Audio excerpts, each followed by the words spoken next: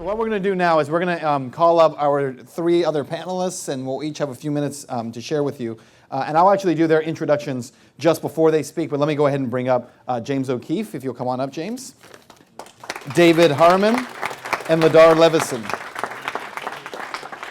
You guys want to come up and then grab a seat, and then I'll do your actual introductions before you begin. And Ladar, you'll also be up here, buddy. That's you. All right. So, good. Awesome. Way to go. All right, so what I want to do is just begin this by kicking off. The discussion, I guess, tonight is who is John Galt.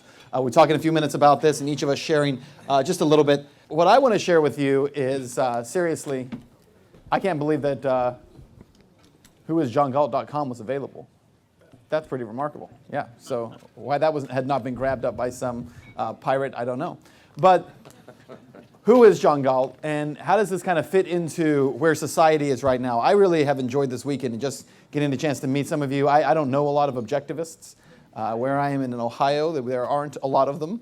So it's very interesting to have some of the conversations that we've had here and to meet some of you. But I wanted to go through a few things with you because as we do, Winston Churchill once said this. He once said, men occasionally stumble over the truth, but most of them will pick themselves up in a hurry and hurry off as if nothing ever happened, right? And this is really where I think today media and society is right now, right? There's all this truth around us. There's so many really valuable, important historical things, philosophical things, just bits of truth about who we are as people that are just glossed over and stumbled over. And occasionally, within the world of media, and that's the paradigm that I'm speaking to you from, in the world of media, we come across those things, and when we do, most of the time we run away from them, right? Because they're uncomfortable things. Many of the things that you all have talked about this weekend are uncomfortable things. I want to talk to you about three big news stories of 2013 that I think demonstrate that our society is shifting and that the culture is beginning to change. All right, and I think this can really be summed up in three major stories. Let's go through these very quickly. The first one is the rise of the libertarian, right? And that happens in a variety of different ways. All right, we're using the porcupine in honor of Pork Fest that's coming up, so give them their shout out. But it's much more than a capital L libertarian, right? When we use the term libertarian, we're really talking about a vast swath of people in this country who are awakening to the idea of liberty in many different ways. So when Ed is talking about the Republican Party, there is as many of you know, this stripe running through the Republican Party right now that is a liberty Republican or a libertarian Republican stripe. There is a liberty Republican stripe that's beginning to form in the Democratic Party. Can you believe that? No. It's shocking. It's shocking, but it's beginning to happen. And I'll tell you who you can thank for that. It's President Obama. Because President Obama, I would submit to you, has been as effective in beginning the push for liberty in the Democratic Party as George W. Bush was in the Republican Party. The father of the libertarian movement, you can clap for this. The father of the libertarian movement in the Republican Party is not Ron Paul. It's George W. Bush. It is. Now, some of you are going to say, that's blasphemy. Why would you even say that here? It is, and here's why. Because there are millions of people in this country who would never have even considered Ron Paul's message had it not been for the insane policies that George W. Bush crammed down their throats. Have you ever been awakened by being startled awake? That's what's been happening to a lot of people, and it's beginning to happen on various levels. Let's skip ahead. I want to show you a good friend of mine. He's not really my friend. But Chris Christie, I think, is a pretty smart man. I don't think he's a stupid guy in any way. And I think that we use this picture just because why wouldn't you if you had this picture of somebody? In fact, this entire slide is only because of that picture.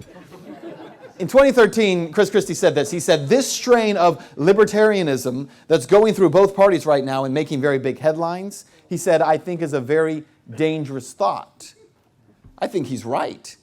I think he's absolutely right. I think that Chris Christie, a couple of things he says here, there's truth in this statement. First of all, he said it's going through both parties right now. Now, capital L libertarians are always dismayed to hear me say that liberty does not belong to them. Okay, they do not own it, have not They do not have the copyright on it. The intellectual property is not theirs. I love the Libertarian Party, and I love what they're doing, but it is not exclusively theirs. The Republican Party is not exclusively the party of liberty. They don't own it. Anarchists do not own liberty. Americans, I hate to tell you this, but Americans do not own liberty, right? Liberty is a human ideal. It belongs to every single one of us. It's not an American thing, even though most Americans seem to think that it's ours. And so the strain of libertarianism that's going through both parties right now, he says, and making big headlines, and it is, he says is a dangerous thought, and he's correct. It's a dangerous thought for the power structure in this country. It is a dangerous thought to the power structure around the world. It is a dangerous thought to the welfare state. It is a dangerous thought to the crony capitalist state. It is a dangerous thought to the bankers and to the Federal Reserve. It is a dangerous thought to everyone who likes the system as it is, which is an increasingly small number of people. An increasingly small number of people. Skip ahead.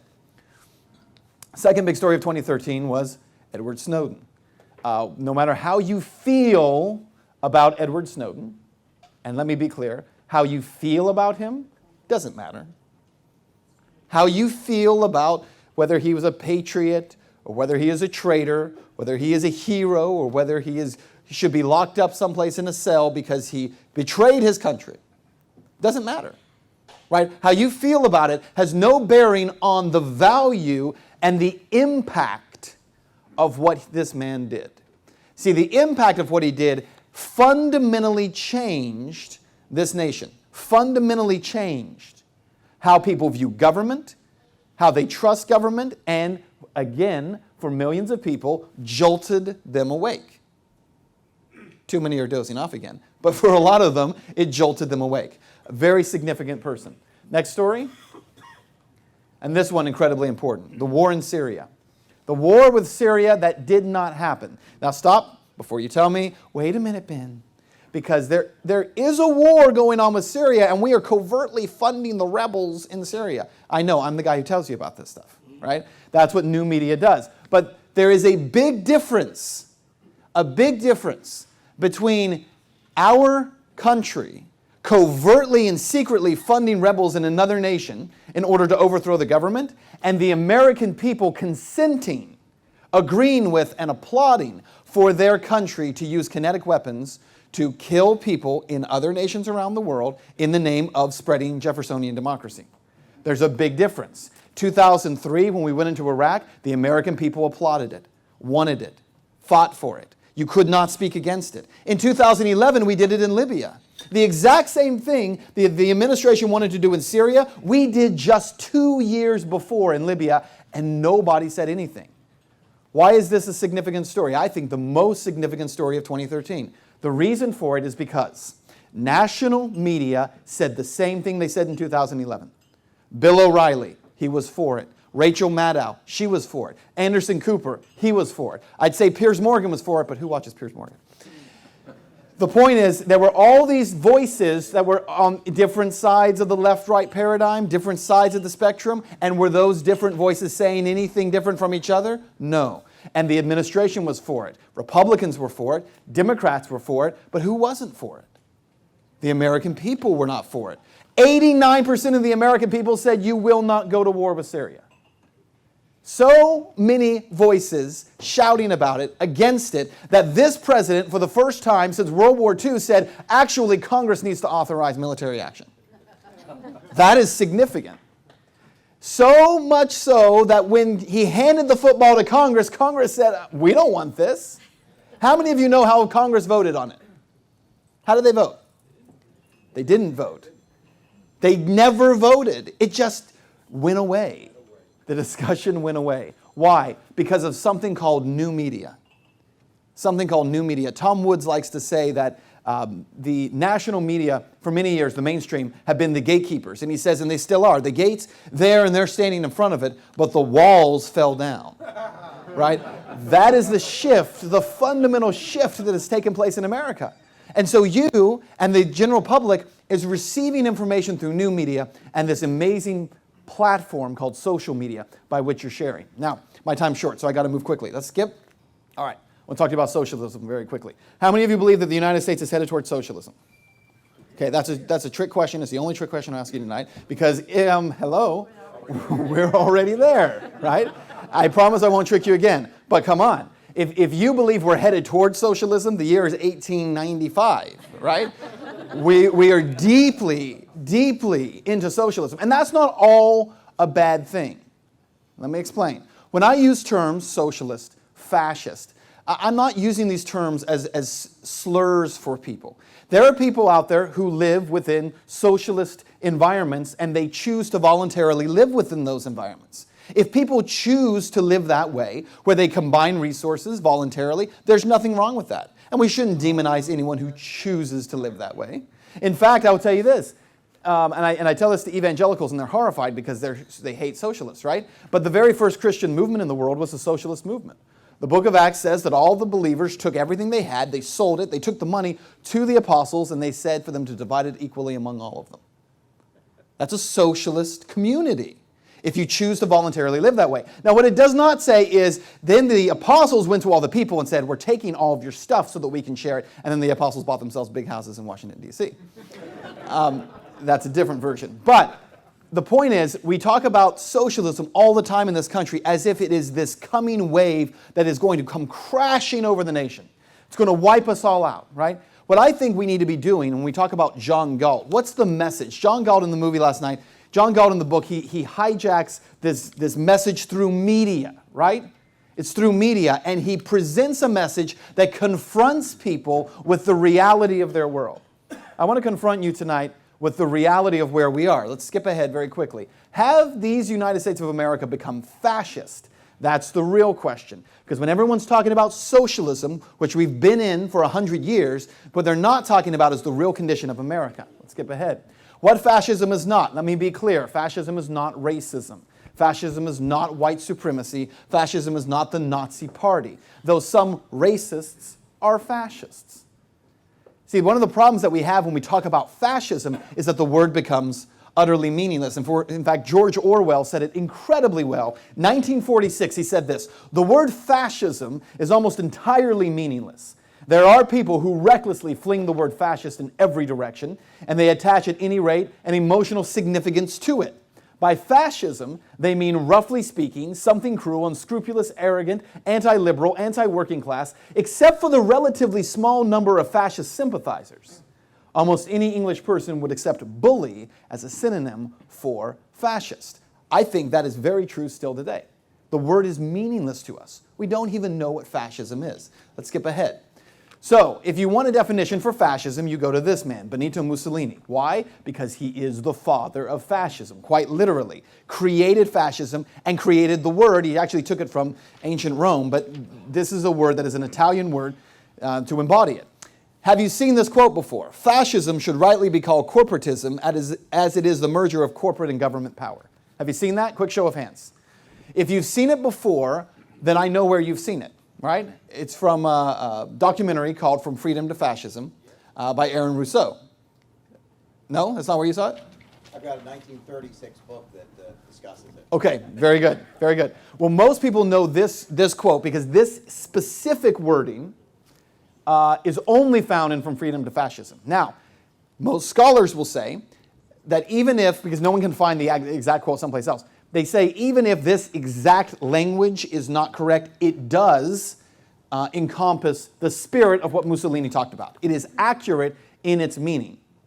You know what the problem we have is? We are not accurate in understanding the translation of that phrase. When people see this, they see that word corporatism.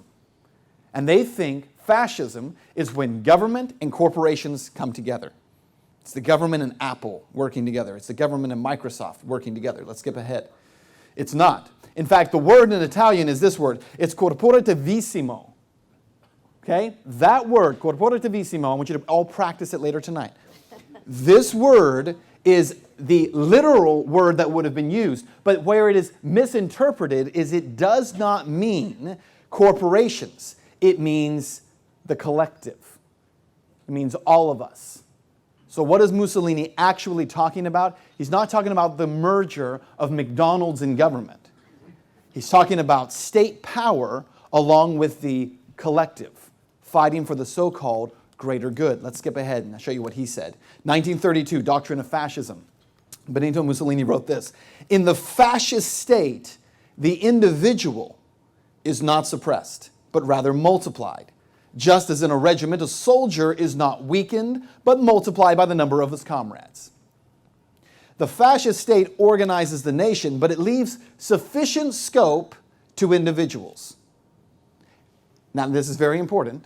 Tell me if this is not the United States of America, because it has also limited, useless, or harmful liberties and has preserved those that are essential, though it cannot be the individual who decides in this matter, but only the state. I wish I had a couple of hours to spend with you on this tonight, and I don't. What I would leave you with tonight is simply this: that what Mussolini absolutely believed, what Mussolini's beliefs have translated into and have become the standard of belief in the United States today, is simply this: that you as an individual do not matter, that you possess no rights, that you possess nothing that is natural to you, and that any liberty that you believe you have cannot be decided by you. It must be decided by the collective.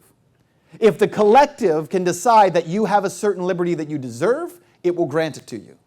And if the collective decides that you have a liberty that is too risky for the rest of us, it will take it from you. Of course, the collective can't do that, can it? The collective doesn't have a voice unless it's through an elected official. It's where cronyism comes from. It's where the entire system around us has come from. Every single decision that is made in our government, from the national level to the state level to the local level, is always done for the sake of what? The greater good. Public safety. Taking care of those in need. For the children. And it's always for the children. Right? But at the end of the day, it's never about any of those things. We see that. I believe that the society is beginning to see it. So the question tonight was, who is John Galt? I believe you are John Galt. You have the ability to expose the system. I think you have an ability at a time when you have access to media, you have access to communication, you have access to communicating thoughts that over the last 100 years, generations before us have not had. Let's not waste it. Let's not waste it. I want to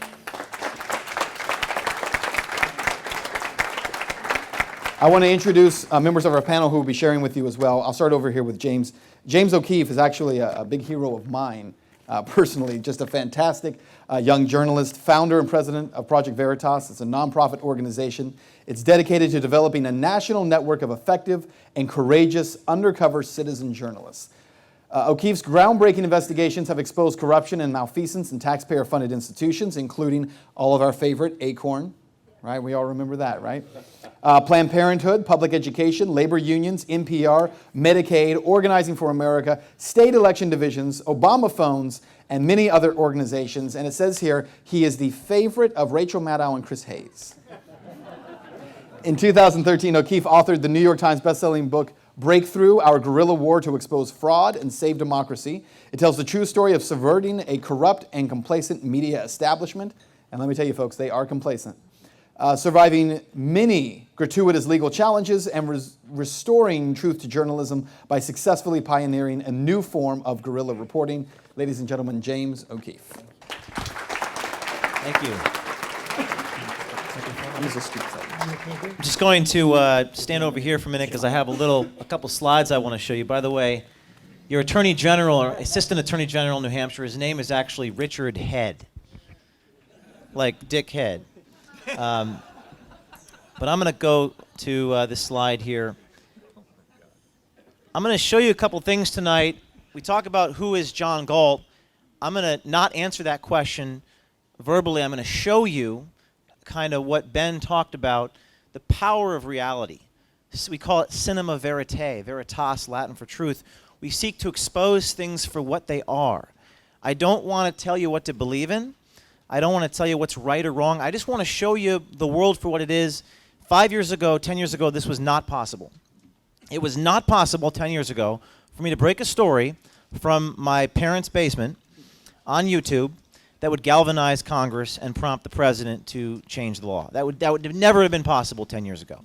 It is now possible. And I'm going to show you, I'm not going to show you the big ones, I'm going to show you some of the ones you have not seen. But I'm going to start with this one in New Hampshire. And I hope the audio works. This is dead people, your ballots offered out in the names of dead people here in New Hampshire. Regardless of what people think of the tactics here, this is certainly an eye-opening investigation. It was conducted by James O'Keefe and his group, Project Veritas. His people took undercover cameras and the names of the dead to polling places in New Hampshire. Democratic ballot. Democratic ballot? State law says you don't need an ID to vote in New Hampshire. And this video appears to show you may not need a pulse either. The self-described watchdog group, Project Veritas, claims it gave the names of dead people at more than a dozen polling places. Here we are, George F. at St. James Place.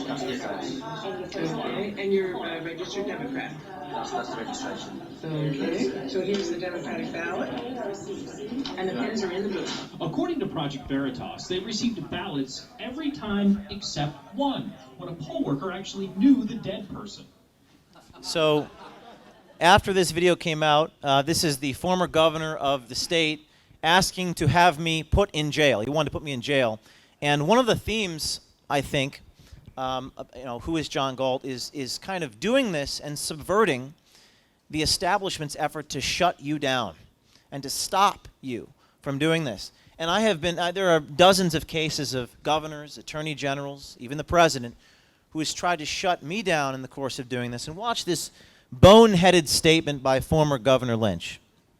I think it is outrageous that we have these out-of-staters coming into New Hampshire, coming into our polling places and misrepresenting themselves to the election officials. And I hope that they should be prosecuted to the fullest extent of the law if in fact they are found guilty. And I hope that they should be prosecuted to the fullest extent of the law if in fact they are found guilty. That's just ridiculous. You can't prosecute someone if they're found guilty. You can prosecute someone and then they're found guilty. But this is one of the many cases where they've tried to prosecute me. To make a long story short, they tried to put me in jail for walking into a public area and filming the fact that dead people were voting. And then the associate attorney general, the assistant attorney general by the name of Richard Head, sent me a letter, tried to indict me. There's a chapter in a book called The Rise of Richard Head. And there's me confronting Richard Head. He kind of looks like a Richard Head. He's not expected. I confronted him. Now let me talk to you about going after people in power. This is the most powerful person, legal person in the world. His name is Eric Holder. Eric Holder is against photo identification. So in order to really aggressively expose the fraud and hypocrisy of what these people, do they believe what they say they believe? That's the question. Do they believe in reality or do they believe in some fiction? And that's what I want to expose here. How do I do that? Well, Eric Holder's against photo ID. What if I went into Eric Holder's poll precinct, the place where he actually himself casts a ballot, and I got offered his ballot to vote? The poll worker thought I was Eric Holder. You might say that's impossible. You're not a 61-year-old African-American attorney general. You'd be surprised. The Attorney General of the United States, as you know, is a 62-year-old black man named Eric Holder. But last week, a bearded 23-year-old white man went to Holder's voting precinct here in Northwest D.C. and was offered Holder's D.C. primary ballot to vote in that election. Do you have an Eric Holder? The actor confirms the address. There. I actually forgot my ID. You don't need it, sir. I left it in the car. As long as you're in here, you're on our list, and that's who you say you are. Okay. I would feel more comfortable if I just had my ID. Is all right if I go get Sure, it? go ahead. I'll be back faster than you can say furious. We're not going. I'll be back faster than you can say furious. That doesn't look like a 62-year-old African-American attorney general, but the story gets even better. It gets even better. I wanted to also ask you about your reaction when you saw the video of the young man who claimed your ballot here some months ago. It's an attempt to show something, I suppose, but I think what I drew from that video was that that guy was very careful not to say he was Eric Holder? The Attorney General of the United States just called me smart. He just called me careful.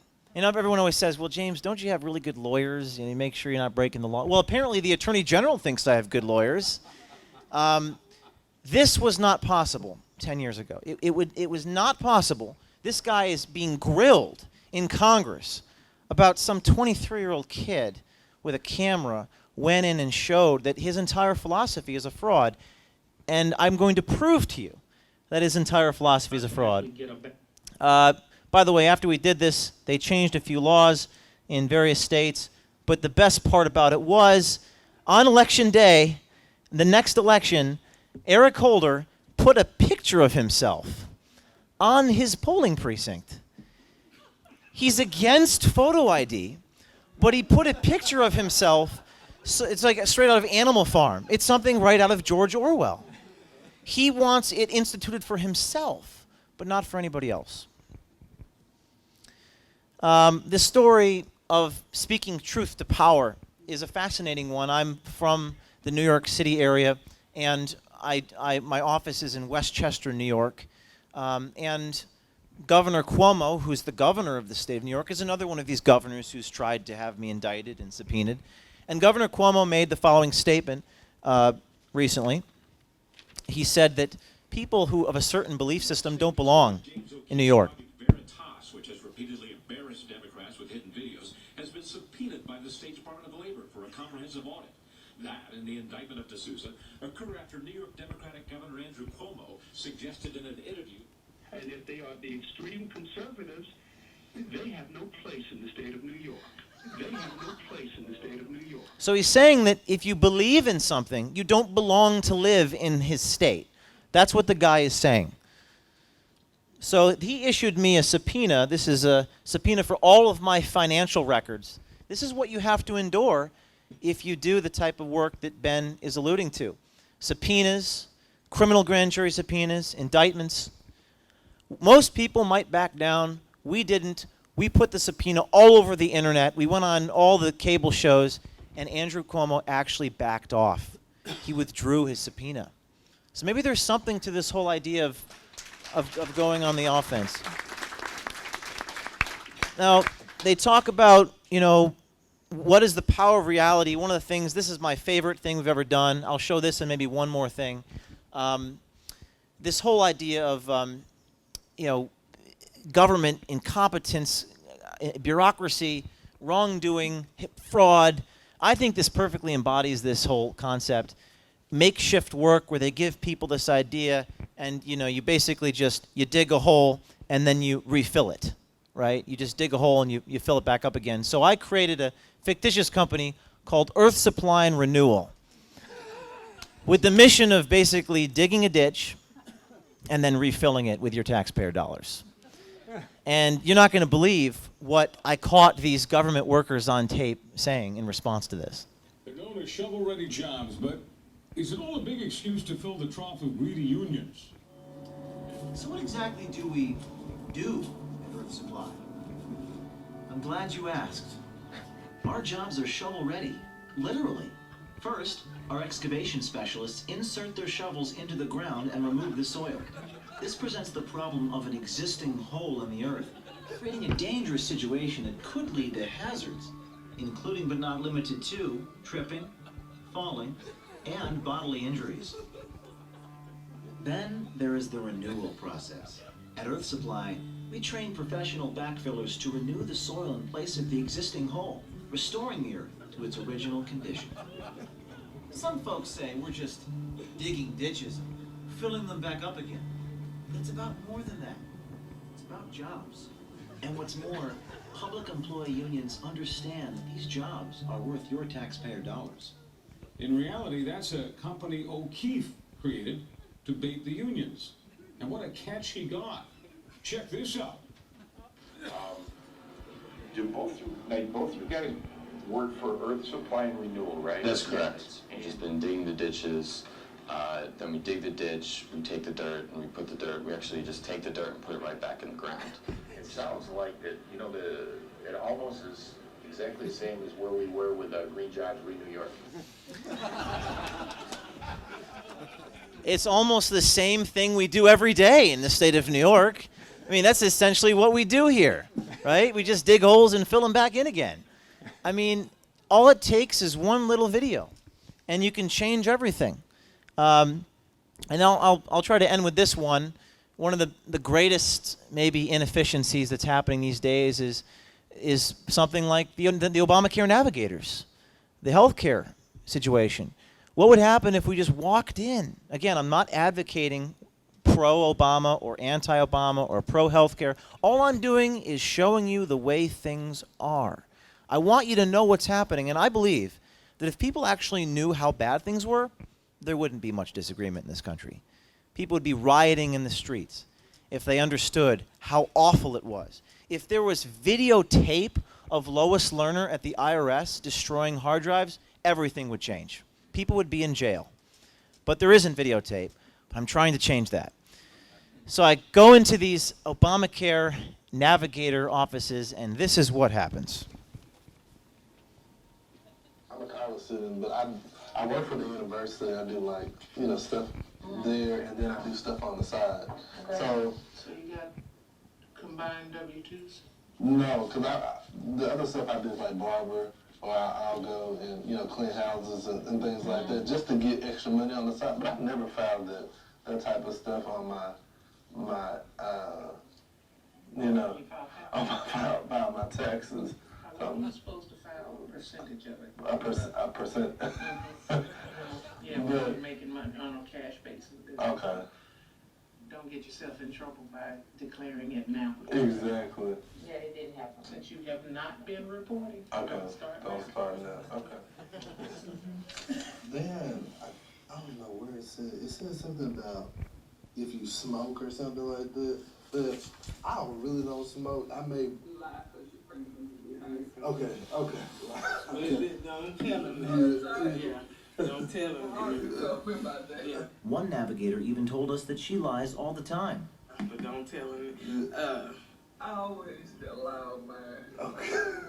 Stuff like that, to get a lower premium, I wouldn't include it. If I was cutting grass on the weekends and they were just giving me money, that's my money.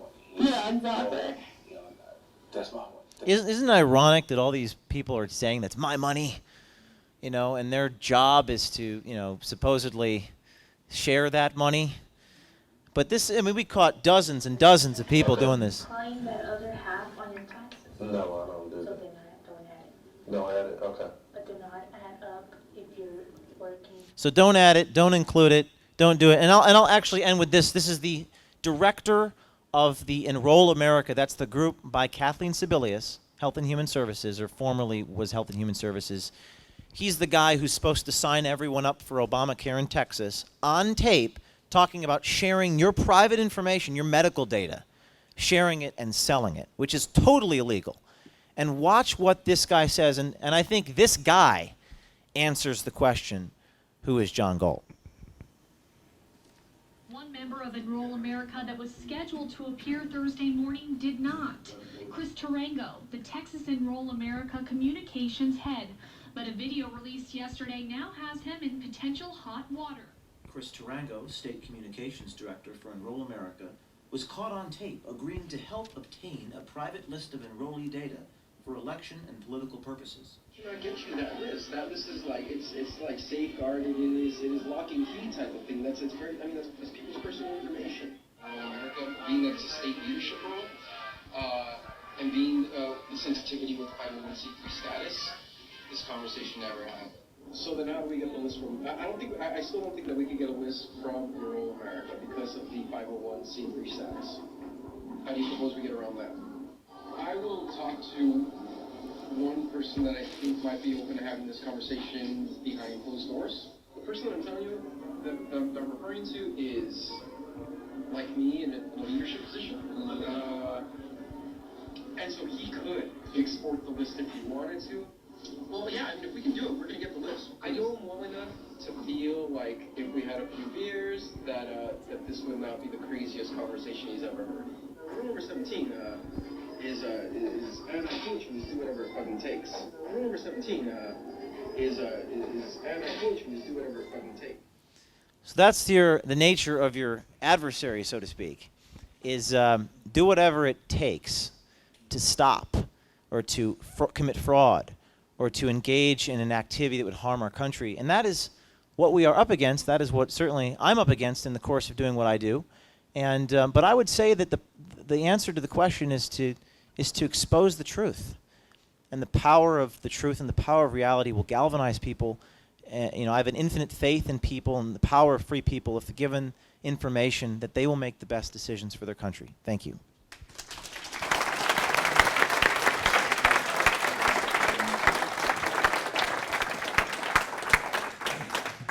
James, thank you for that. All right, next up is David Harriman. He earned his master's degree in physics from the University of Maryland.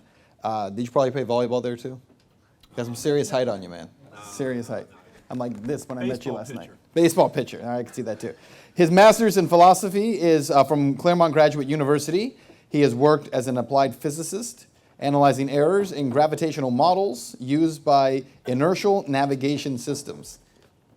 Kids play. You could have skipped that Kids part. play, right? He is author of The Logical Leap, Induction in Physics, editor of the Journals of Ayn Rand. He has lectured and published articles on the scientific revolution, the concept space, and it goes on and on here. His op-eds have been published in numerous newspapers. This guy is so far above my pay grade here. USA Today, Philadelphia Inquirer, Orange County Register, Sacramento Bee, and the Denver Post. Am I embarrassing you yet? Working with Tom Van Dam. I'm learning something here. He co-founded the Falling Apple Science Institute. You remember that? Yeah. A nonprofit that is developing a unique K-12 science curriculum based on the inductive method. David Harriman, ladies and gentlemen.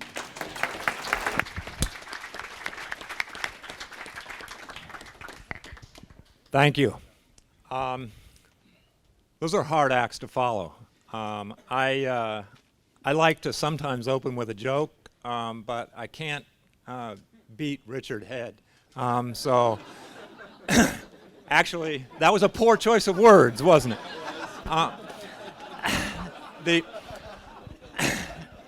So I'm going to try to stay serious here.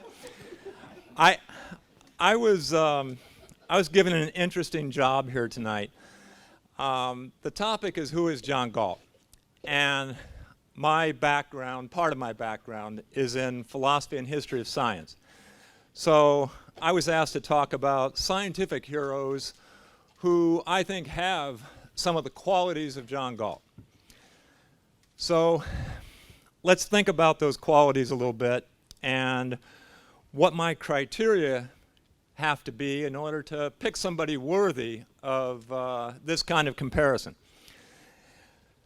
So first of all, I can't pick just somebody who is a brilliant theorist or somebody who was a great experimentalist. No, it has to be a combination of the two, right? The essence of John Galt is this integration of theory and practice. So I have to pick somebody who is a world-class theorist, a great experimentalist, and an inventor. Okay? Now, secondly, I need to pick somebody who, he can't just be a scientist either. Remember, John Galt changed the world by coming up with a revolutionary philosophic idea. So I want to pick somebody who did that, who actually changed the world with a crucial new radical philosophic idea that ushered in a whole new age of enlightenment. All right, anybody starting to guess who I'm leading up to here? The final criteria, and it seems like this one will be a tough one to actually match, is my scientist should go on strike for 12 years, refuse to share his discoveries with the world, and then come out of that strike when he saw a reason to finally break his silence and share those discoveries. And there is such a person in history, and his name is Isaac Newton. Isaac Newton, I'll tell you just a little bit of the background and the story. When he graduated, when he got his undergraduate degree from college in Cambridge, there was a plague at the time, and all the schools were shut down. And he had to go back to the sheep farm where he grew up. And he had to stay there for 2 years before he could go back and go to graduate school. Well, during those 2 years, he invented calculus, discovered universal gravitation, and developed a new theory of light on a sheep farm. Okay. So he goes back to graduate school, and he eventually gets his degree, and he gets a job as a mathematics professor at Trinity College. So he still has not told anyone about his discoveries. But one of the things that he does with his new theory of colors and their relationship to white light is he sees that it has a very practical application, that based on this theory, he sees a way to build a new kind of telescope that is smaller, more powerful, and has a sharper image than any telescope ever made.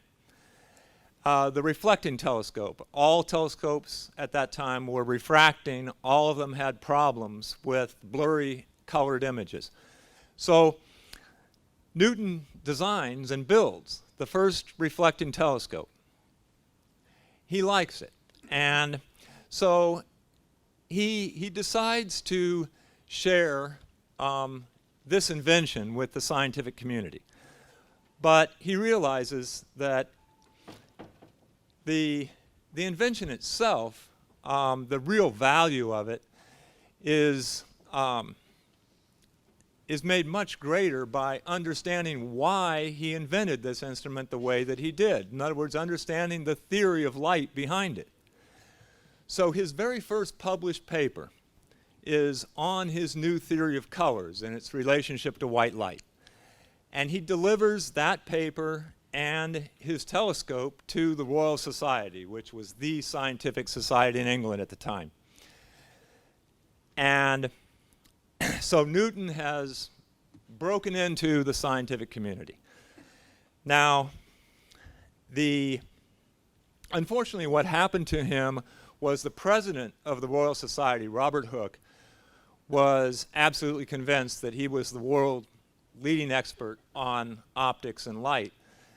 And he was immediately envious and had a very hostile reaction to the idea that this 29-year-old kid would completely prove him wrong and show that, Newton knew way more about light than Hooke did.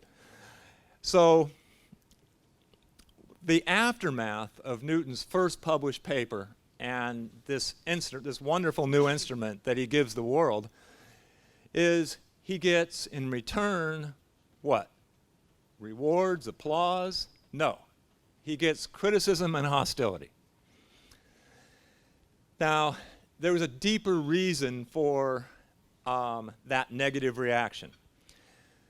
Newton was actually using a different scientific method than his colleagues. His colleagues, for the most part, were rationalists. They were Cartesians. They started with theory. They deduced consequences. There was rampant speculation in science at the time that was not based on evidence. Newton rejected all of that. And one of the amazing things about Newton's paper, his ideas on light and colors, was he gave no fundamental theory of what colors were. Zero. Now, this was a first, because other scientists who had talked about this issue led with a theory. colors are rotating particles, or colors are distorted waves, or whatever they were. But they led with some speculative theory and then deduced consequences. Newton rejected that entire method. His method was 100% inductive. Just go as far as the observed facts and evidence can take you, and stop at that point. If you can't go further to a fundamental cause, then you wait until further evidence arises. And I mean, this caused absolute, I mean, people literally thought pages must have been missing from his paper. Nobody publishes a paper like this. Anyway, he got extreme criticism, and he spent the next 6-8 months answering all of these criticisms that he got to his theory of light and colors. And at a certain point, he decided that enough was enough. And let me read a quote here that's interesting. This is the beginning of Newton's strike. He said, "I take much satisfaction in being a member of the Royal Society, and could be glad of doing anything which might be deserving of such membership. I am troubled, however, to find myself cut short of that freedom of communication that I had hoped to enjoy, but cannot engage in without giving offense." And then he ends with this remarkable statement: "But it makes little difference, since it was not for my own sake or advantage that I would have used that freedom." Now, you see what he's getting at. He knows that he has a great deal more of value to offer his colleagues than they have to offer him. But he was perfectly willing to give them all of his discoveries, as long as they behaved in a civil manner and rewarded him for giving those discoveries rather than punishing him. But under the circumstances, after spending 8 months responding to ridiculous criticisms, I don't want to live this way. There's nothing in it for me. So that was the start of Newton's strike. That was 1672. And I mean, it reminds me of a scene in Atlas. Remember the scene where Francisco is talking to Reardon, and he's asking Reardon, well, you know, since you invented Reardon metal, has it made your life easier or harder? And Reardon answers, it's made it harder. And Francisco's attitude is, well, why are you doing it? Well, that was the exact position that Newton was in. Sharing his discoveries with the world made his life harder, not easier. So he withdrew. And there's another interesting quote from Newton in explaining his strike to a colleague, one of his friends. He says, "In hunting for a shadow, I sacrificed my peace, a matter of real substance." Now,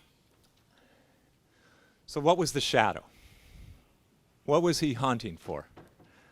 What did he think that he would get from sharing his discoveries with the world that he didn't get? Well, a thank you would have been nice, absolutely. But even more than that, I think he wanted to meet up with like-minded individuals who didn't necessarily share his extraordinary ability, but who had his same reverence for truth. And that's what he was looking for, and I think that's what he would have found as perfectly acceptable payment for the enormous value that he was giving the world. And that leads me to, well, why did he end his strike?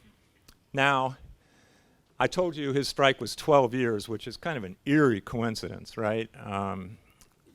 It started in 1672. He ended it in 1684. Now, what happened in 1684? Well, a young scientist came to visit him.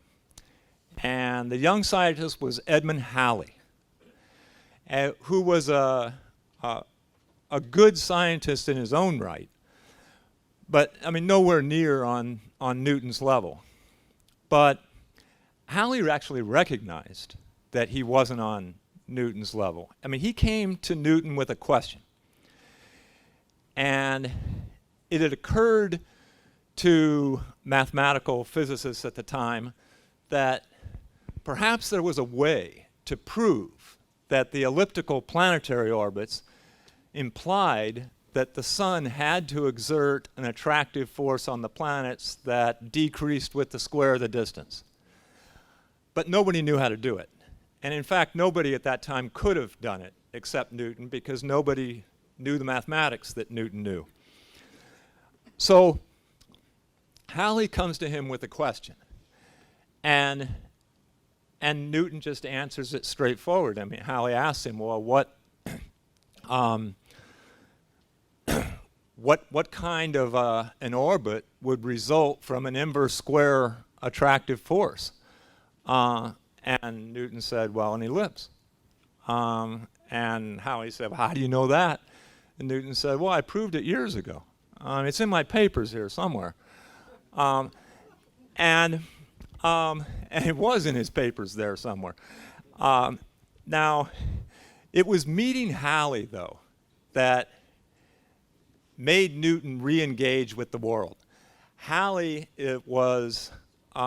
had an enormous innocence. He had this ability to recognize and admire a great ability like Newton's. And he had Newton's same reverence for truth. So I think upon meeting Halley, Newton realized, no, I should publish my discoveries, share my knowledge with the world, if there are people like this in the world. And Halley was a loyal friend to Newton for the rest of Newton's career. So that's what, I mean, that isn't the same as, obviously, as Galt's strike. The world hadn't changed in the 12 years that Newton went on strike, but Newton at least came to see the world differently, to see that there were people worth talking to. And in the next 2.5 years, Newton wrote the Principia, the single greatest scientific book ever written. And if you've ever perused that book, it's just shocking that anybody could write that in 2.5 years. And he did end up changing the world in a very fundamental way. And I'll end on this point. I mean, everybody knows Newton's legacy as his fundamental universal laws, the laws of motion, the law of gravitation. Some people know about his tremendous accomplishments in optics and theory of light, and as the inventor of the calculus. But I think there's something much more to Newton's legacy, and it's the key to understanding how Newton ushered in the whole age of enlightenment that followed him. And that is his inductive method. Exactly what caused the conflict at the beginning with his scientific colleagues.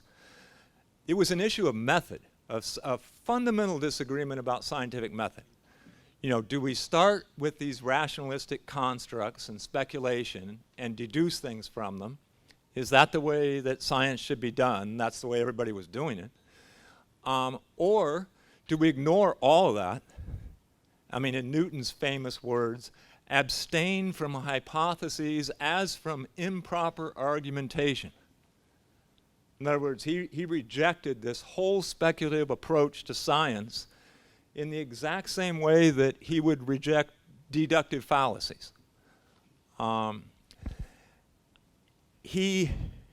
When people saw the way that Newton had achieved his successes, it changed the way people came at trying to acquire knowledge of the natural world. And it changed it in a very fundamental way. I mean, it didn't happen overnight, but you see this change just gathering steam over the next century and into the 19th century. And it led to an explosion of scientific knowledge and technology that created the modern world around us. And that would not have happened without Isaac Newton. So we should all thank him. But that's the best I can do for a John Galt figure in the history of science. Thank you.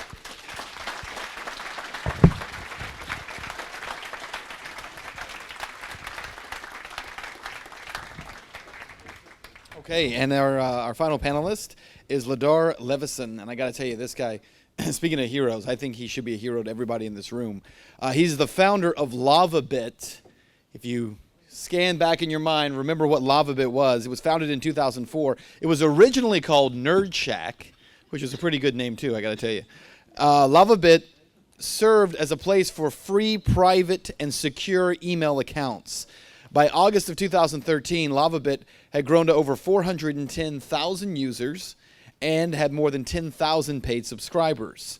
Levison created LavaBit because he believes that privacy is fundamental and it's a necessary right for functioning fair and free democracy. On August 8, 2013, Ladar made the bold decision. He shut down his business after refusing to become complicit in crimes against the American people. And for that, I think we all owe him at least a round of applause.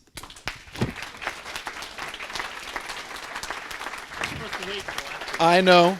I think they need to give them to you afterwards as well.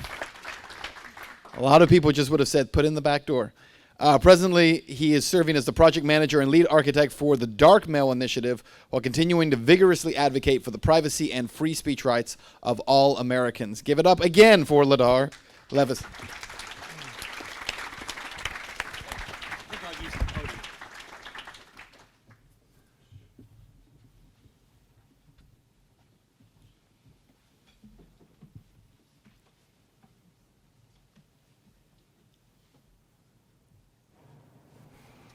After all those jokes about Richard Head, I can't believe you brought up back doors. The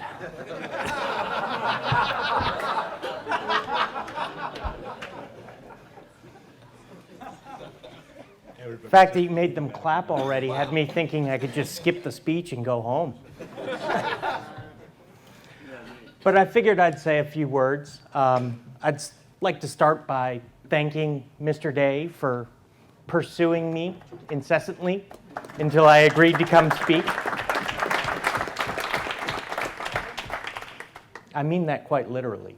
Of course, any gratitude I may have had went away at lunchtime when he had to call me out. I had been sitting in the back of the room trying to remain anonymous, and here he was pointing me out with a life-size picture on the big screen.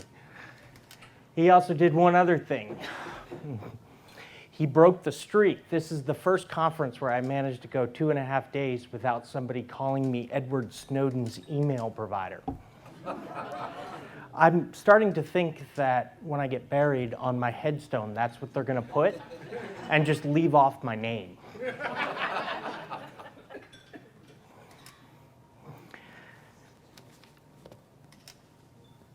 But I would like to thank him because this conference has really given me an opportunity to revisit many of the philosophies that I internalized oh so long ago and haven't had a time to revisit because I had been building a business. I had forgotten why I had made certain decisions. They had become such a part of my core fabric that I couldn't remember who inspired them.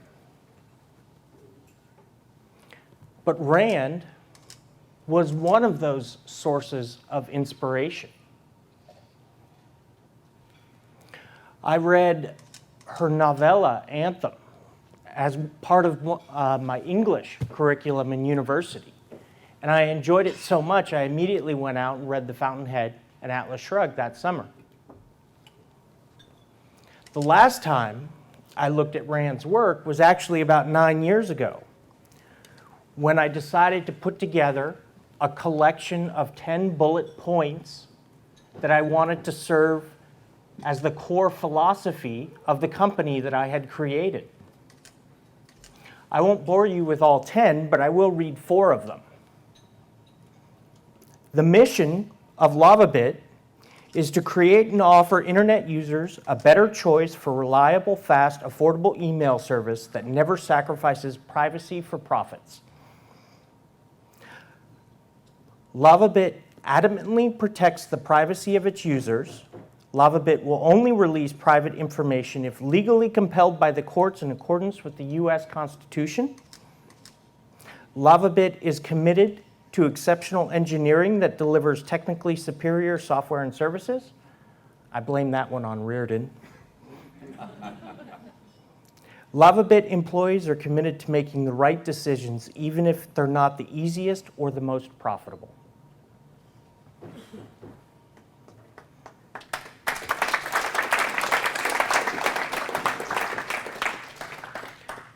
The thing I loved about Rand was the way she communicated her philosophy in a narrative. I read Aristotle, Plato, Machiavelli, Nietzsche. I fell asleep. I had to wake myself up and keep going. With Rand, it came to me without even thinking.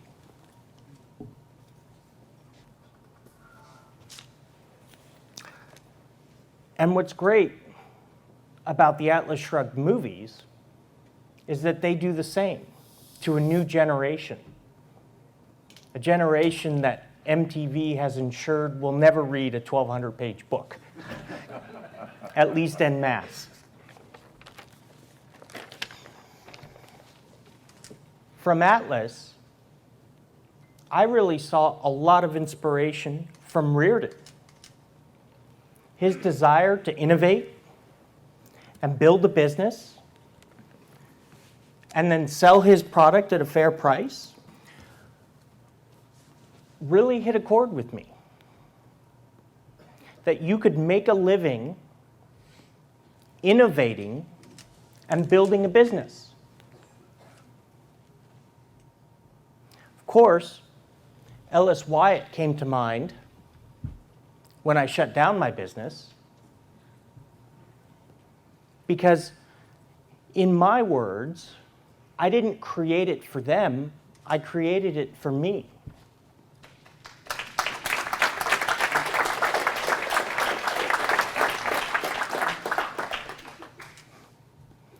I saw my job as serving my customers, not the FBI. Now, maybe I get that from my grandfather. He was a retailer.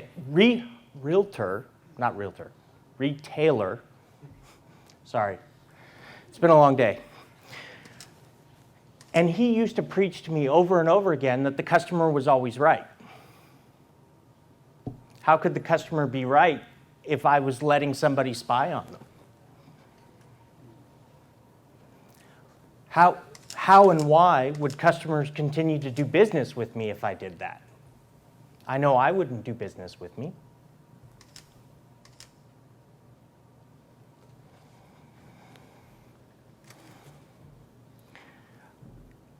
I continue to think about Rand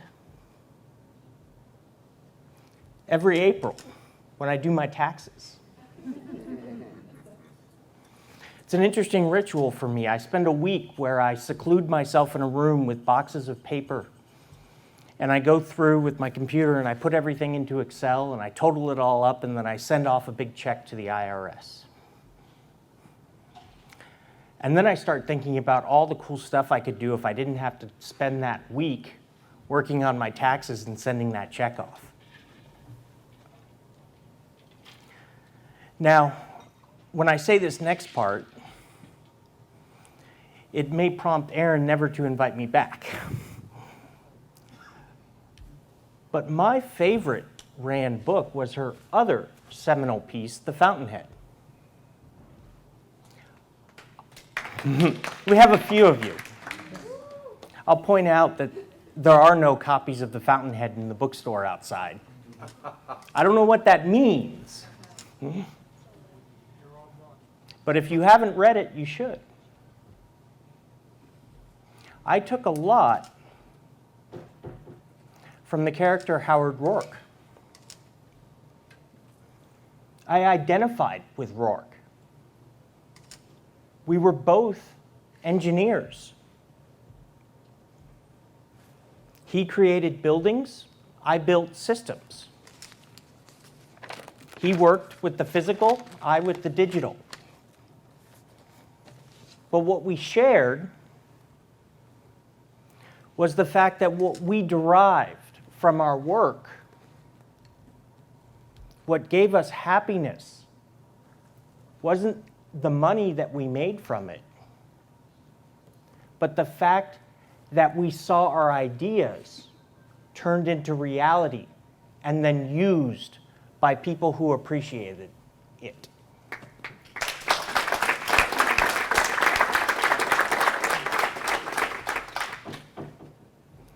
I think in the 200 or so years of history that this country has, we've forgotten the beginning of the Declaration,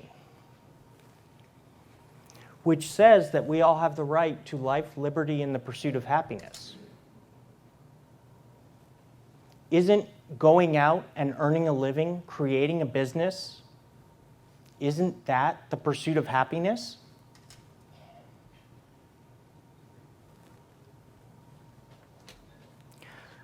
I thought of that every time a lawyer would use the word entitle. We're entitled to this. It's kind of disturbing to think that our government sees businesses, US companies, as existing solely to serve their surveillance needs because they're entitled to the information. We tried using the argument in one of our briefs that if I complied, this would destroy my business. It carried no weight. They don't care. It's been said that the Snowden declarations or leaks will end up costing American technology companies $160 billion over the next 5 years. I think that number is low. Because I think until the United States government changes its approach to the question of surveillance, it will be impossible to trust American technology that can't be openly viewed and audited. All of these closed proprietary systems that have built and fueled our economy for the last 20 years are slowly being replaced by foreign competitors. And at least so far, Washington hasn't cared all that much.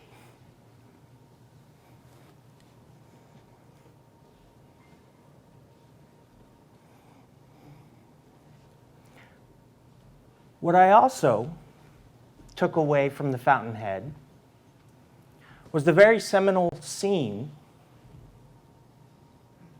where he dynamites his own building.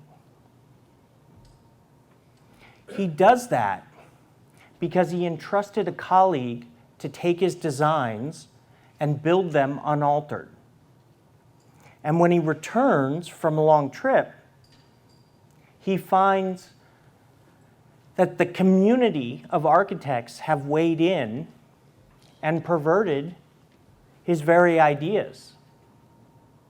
Taken something that was once beautiful and elegant and turned it into the exact opposite. I internalized that sentiment because I thought my system, which I spent countless sleepless nights building, 30-hour programming sessions, at the end of which I would get up and find myself standing in the bathroom forgetting why I had gone in there. It wasn't to go to the bathroom. I did that because I wanted to create something for me. I was pursuing happiness by building something beautiful, creating a distributed system that could offer reliable email service to thousands and eventually hundreds of thousands of people simultaneously at an affordable price. To see that perverted, to see that design compromised, just so the government could get access to our private communications, irked me. I felt, when I was building and designing this system, that every American should have the right to communicate privately, because without that, how can a democracy function? Now, when I set out to build my system,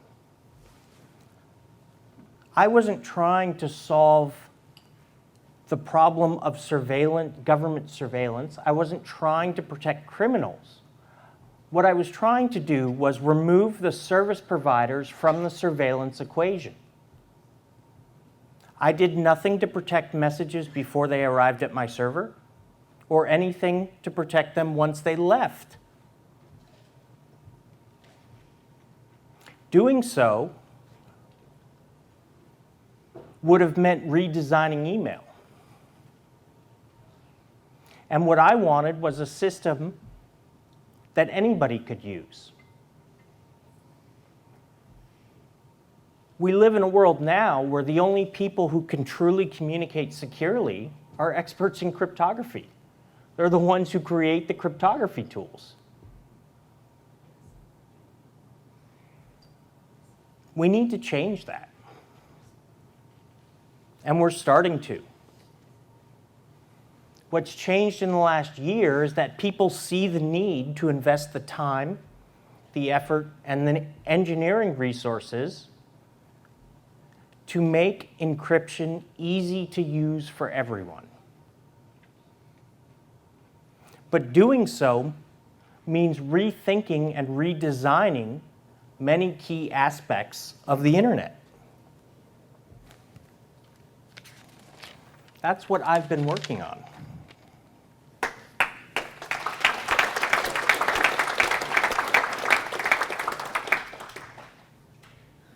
But before I start propagandizing dark mail,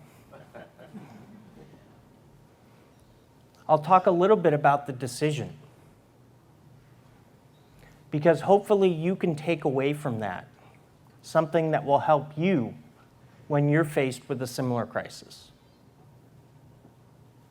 What few people realize is that when I was making the decision to destroy my business, to burn 10 years worth of work, I was doing it in a vacuum. I couldn't go to my friends, my family, my colleagues, and ask them for advice. My fear was that people wouldn't understand my decision. Now, I'm not talking about the people in this room. If you're Ayn Rand fans, I'm sure you understand. I'm talking about everybody else who would think that I was just trying to protect one person or a handful of criminals. they wouldn't realize that what I was really trying to do was protect everyone. Because what the government wanted to do was sift through everyone's communications. They wouldn't accept any solution that would provide them with anything less. Believe me, I tried. I was willing to accept any solution that would provide a technological guarantee that they would follow the court's orders. Every proposal was shot down, often being portrayed to the court as completely insufficient. Of course, we would find out later on that in reality, they were able to collect all the information they were entitled to before the messages even arrived at my server.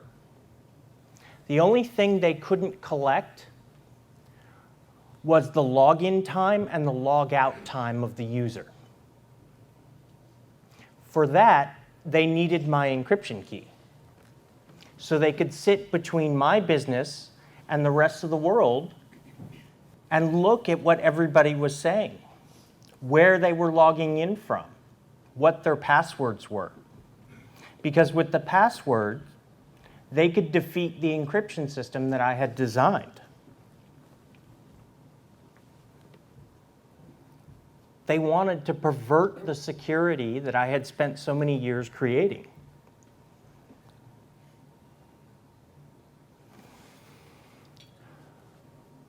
Now, for me, it was an easy decision. I didn't want them reading my email. The question was, could I make that decision for all 410,000 users who had depended upon me in some cases for 10 years? Some of them don't mind a government that reads their email. Just yesterday, I got a call from a fellow named Brussels, the person, not the city, and he asked me to turn the system back on so he could recover an account he had lost a password to. He said, I realize it's insecure and that they're going to look at everything I say, but I want access to my Spotify account.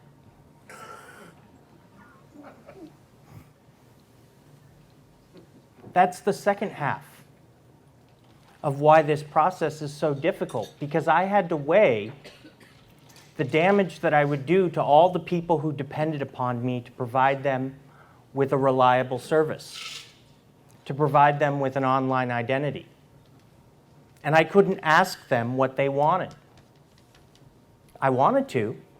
I wanted to tell people. I went to the judge twice and asked to have just the SSL key demand unsealed. Both times were denied.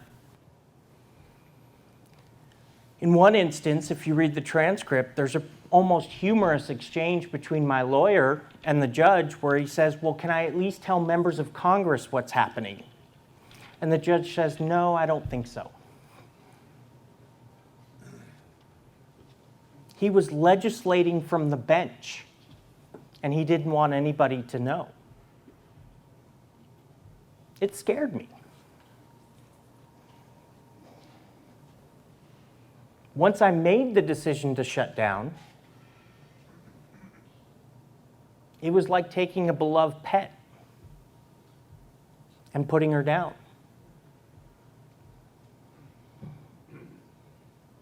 Sorry, I'm remembering it all. But it was a process. I thought as soon as I shut down, I would get arrested. All my equipment would get confiscated. And while they wouldn't have the passwords to access the 10,000 or so encrypted accounts, they would start sifting through the 50 or so million unencrypted messages that were sitting on my servers for my free users. There's another part of that transcript that's also quite memorable, where my lawyer asked the judge what format I needed to turn the SSL keys over to the FBI in. The judge ignored the question. And I figured since they saw this as information, I should just print out the information they want and give it to them.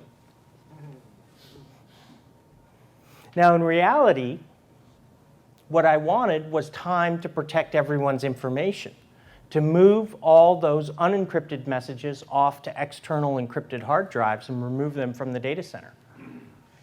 What's the point of protecting people's privacy if they end up getting access to even more than they bargained for? The entire corpus. There was a 24-hour period after I shut down the system where that was going on. And people were contacting me saying, your system's down. I know. I had to tell my support engineer that I was moving the data off to a new drive array. Now, he interpreted that as an upgrade. And started getting frustrated when that upgrade ended up taking more than 24 hours. But as soon as I posted my letter, he understood. Now, I was lucky. I didn't have shareholders. The couple of people that I employed agreed with my decision. But if you're a big company, how do you do the same? The fact is, they're going to court to fight for our rights, and they're losing. And we never hear about it. The theory I came up with is that in the last 100 years, our government has gotten quite good at subverting the Constitution. All they have to do is make it illegal for anybody who knows about the subversion that's taking place to tell anybody. Then people have to choose, do I go to jail or tell people what's going on? And unfortunately, few people are willing to make that choice. We're willing to enlist in our military and put our lives in danger, but we're not willing to go to prison to protect the Constitution? Think about that if you're ever in a similar situation. Now, I hate talking about a problem without proposing a solution. And I should admit, I'm no philosopher. But I did stay at a Holiday Inn last night, so I'll give it a shot.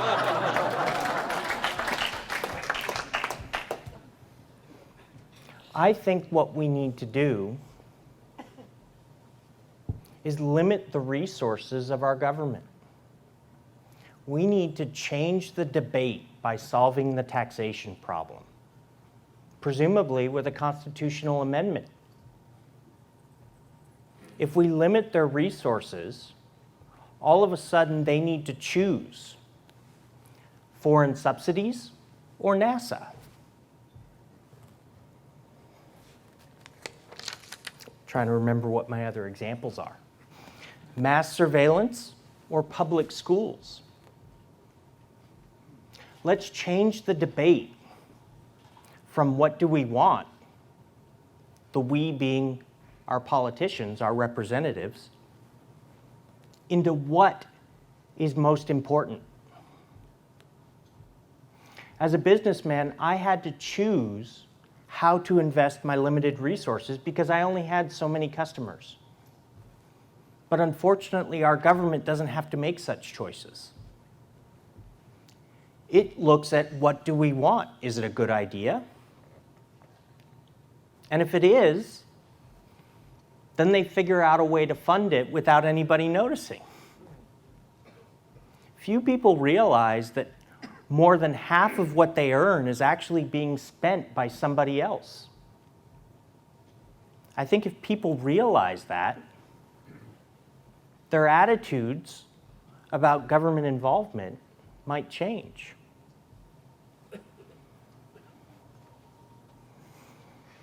As a businessman, I saw it firsthand. It was all the paper I had to fill out every year. Those quarterly sales tax reports, those payroll taxes. The rule of thumb being circulated by accountants now is that you take every salary from every employee and you double it because that's their actual cost. Think about that. We place such a large burden on businesses that if we removed it overnight, they'd be able to afford twice as many employees. Now, that's not what I'm saying we need to do, but I'm trying to illustrate that all of the laws that we've put in place are handicapping our economy.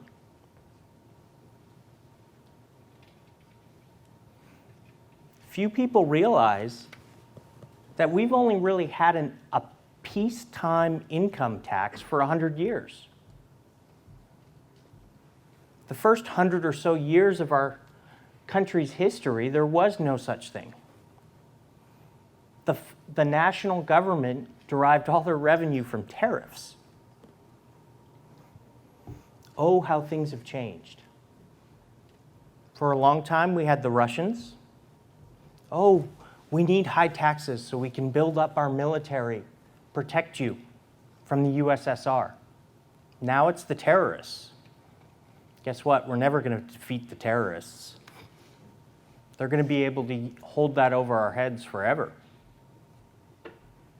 We need to decide as a country what we're willing to give up to protect ourselves.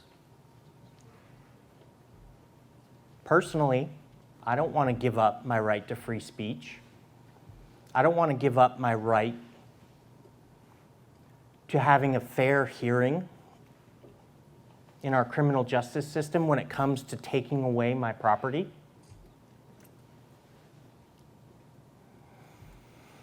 There are a whole laundry list of other rights that they've slowly subverted and taken away from us. But that's what we've been talking about for the last 2.5 days. As you return to the real world, you get to think about how do we take them back. You get to apply what you've learned. And the advice that I give everyone is don't start a business around your principles. We're not all as lucky as Aaron Day. We don't get to use our philosophy. We don't get to make a living from our philosophy. But what you can strive for is to work for a company or create one that is a successful business on its own but doesn't conflict with your principles. And then defend those principles when they're challenged. We could also pass that constitutional amendment I was talking about.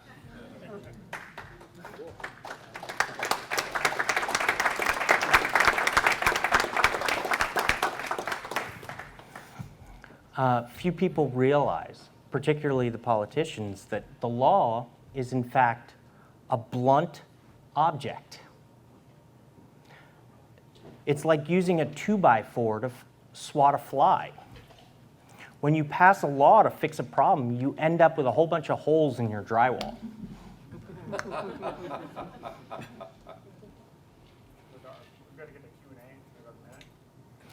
So I said I was an amateur philosopher. I'll leave it at that. Open it up to questions if there are any. And I think next time I'll stay at a Marriott so I don't try and propagandize you with my own beliefs. Sounds good. Let's do this. I think we only have, thank you.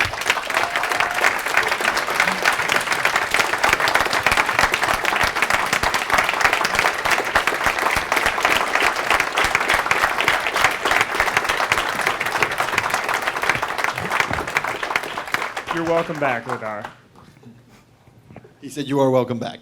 All right, here's what we'll do. I think we have about 10 minutes left.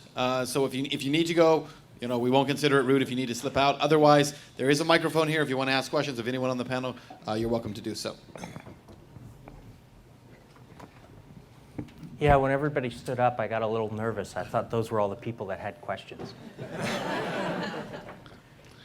It was good to hear about the Fountainhead as well as Atlas Shrugged.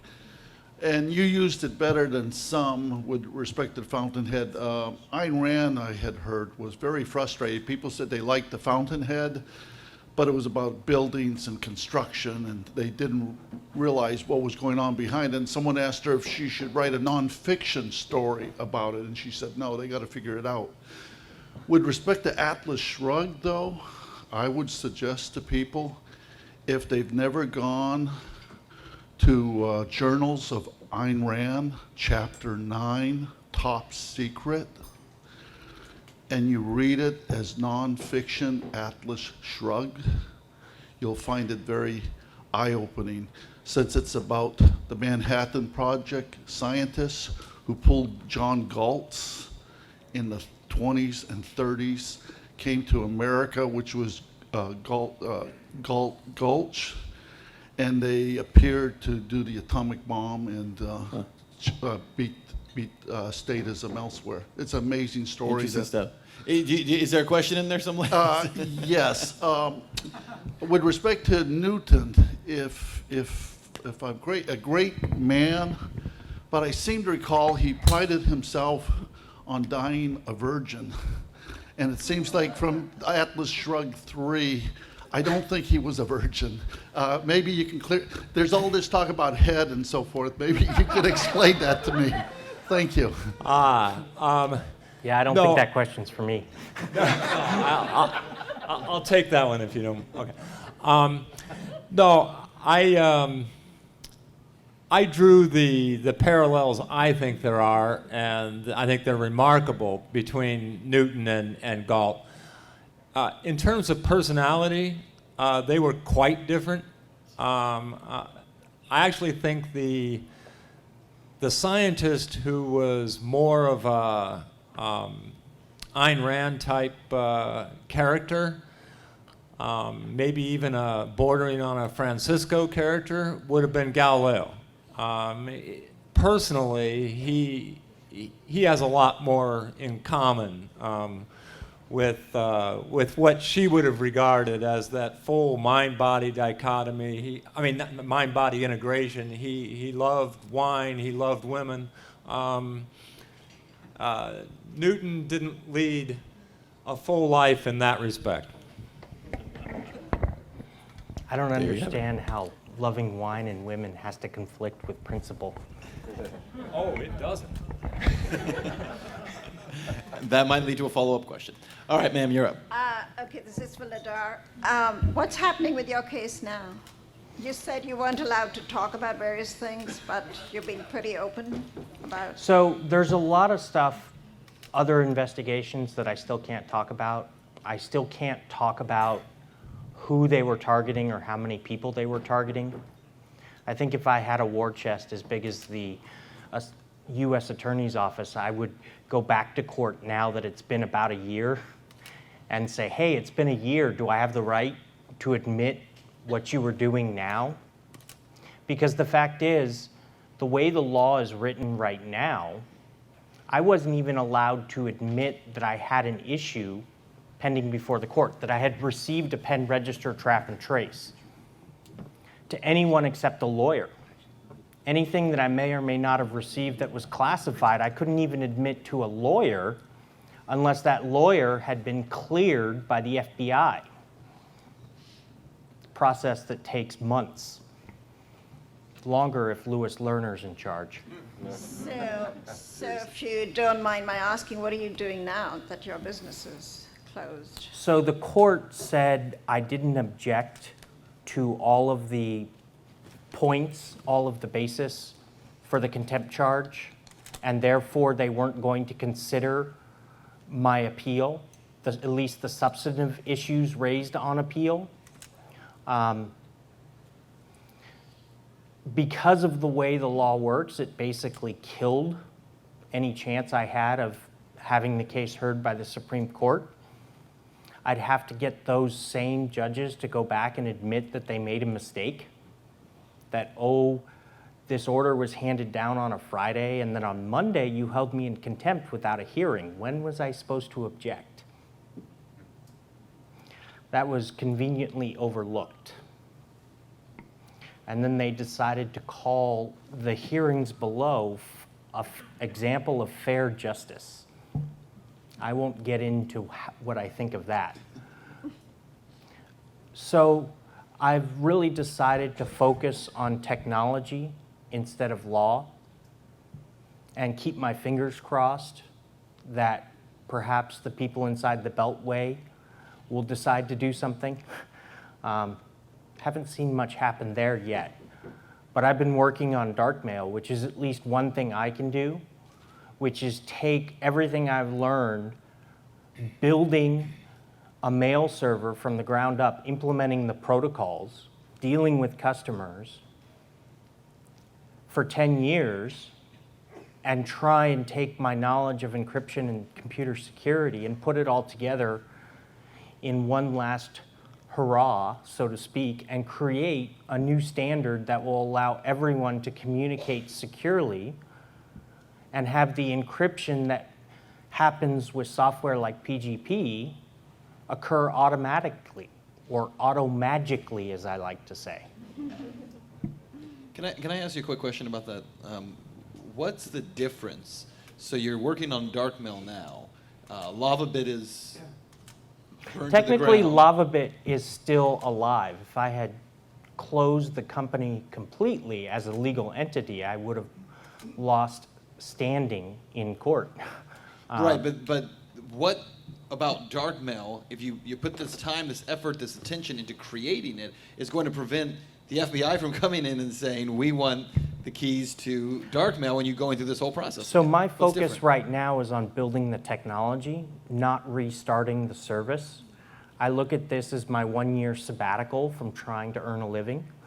All I get from this deal is a free place to live, because all the money that I've raised is going to pay the programmers. The hope is that I can create the standard, build a reference implementation of the client and server, and then release it as free software and let others start up businesses around it. And then hopefully down the road, look into restarting my own, either abroad or, if things change, back here in the US. So you would wait until laws change before trying to launch it yourself? Or move abroad. I actually have a Bachelor of Business Administration. That taught me how to run a company here in the US. It didn't teach me how to run a company in Europe. And figuring that out is going to be a long, slow, and probably very painful process. And I figure going and doing that now would just be a distraction. So like I said, I'm focused on the technology, on the standard, and I'll figure out how to make a living off of it down the road. Like I said, what will make me happy isn't making a lot of money, but seeing everybody use it. Great. Turning the world's email dark. There you go. Would you once again thank our panel so much for tonight? Thank you guys very much.